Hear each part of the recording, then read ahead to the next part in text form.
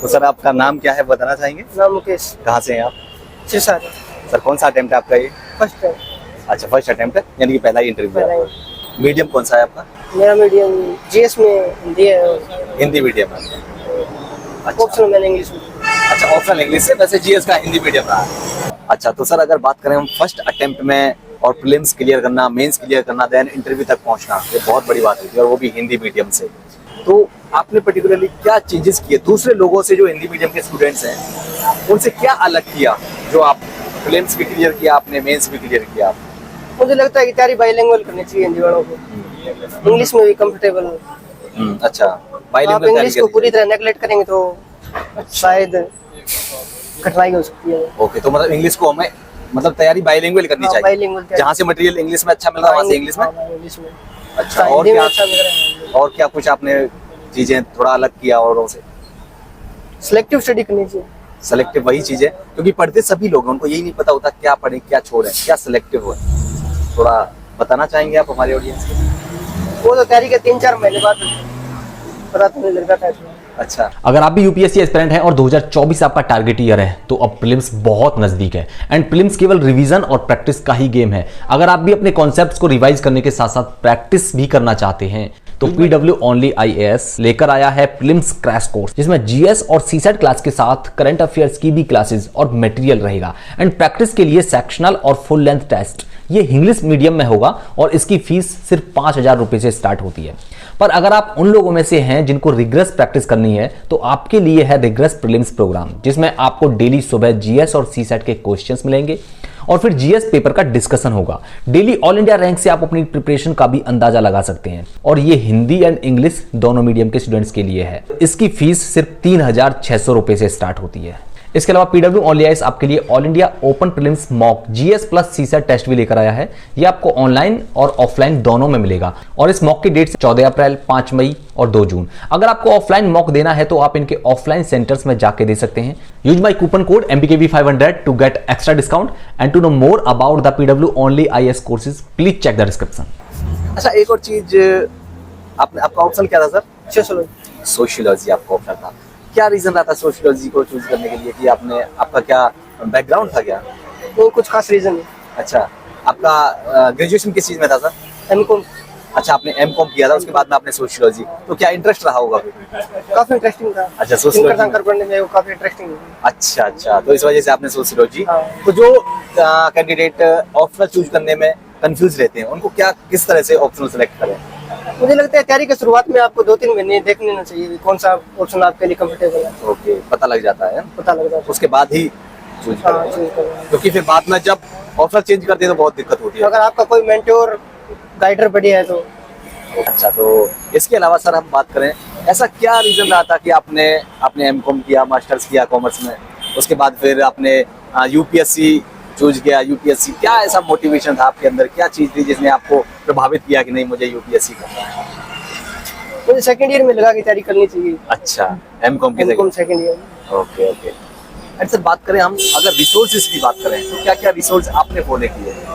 मुझे लगता है कि लिमिटेड रिसोर्स रखने। सर कौन से, वही चीज है, वही लिमिटेड में पूछना चाह रहा हूँ कि आपने कौन से रिसोर्सेज फॉलो करे थे कि जो लोग तैयारी करना चाहते हैं जिनको पता ही नहीं है क्या पढ़े, क्या रिसोर्सेज फॉलो करें, आप उनको थोड़ा सा गाइड करना चाहेंगे कि कौन से रिसोर्सेज आप फॉलो करें ताकि आप अपना बहुत ज्यादा टाइम वेस्ट ना हो, उनका 2, 3, 4 अटेम्प्ट ना, आप ही की तरफ फर्स्ट अटेम्प्ट में ही धौलपुर हाउस तक पहुंच जाए?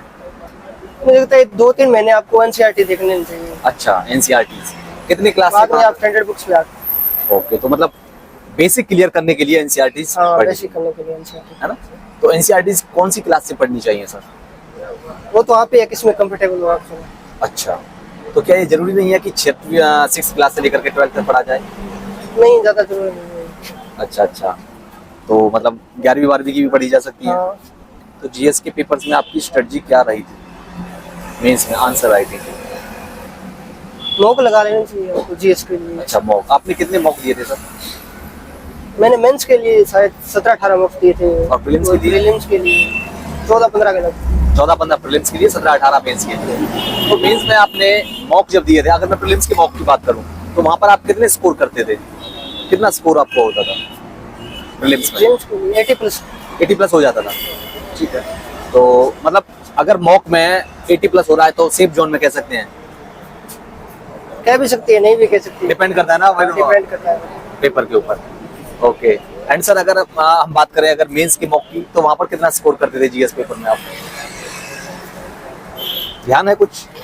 कभी 170 170 के आसपास, 250 में से। कभी अच्छा 150 से प्लस है ना, 150 से। 150 से 170 के बीच में मॉक में।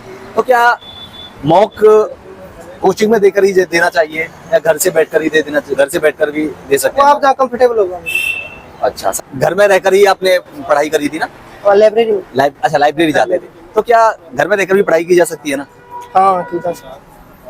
ओके एक और चीज सर ये रहता है, नोट्स का बड़ा लोचा रहता है थोड़ा सा, क्या नोट्स बनाने चाहिए या बुक्स और मार्केट के नोट्स से काम चल जाएगा?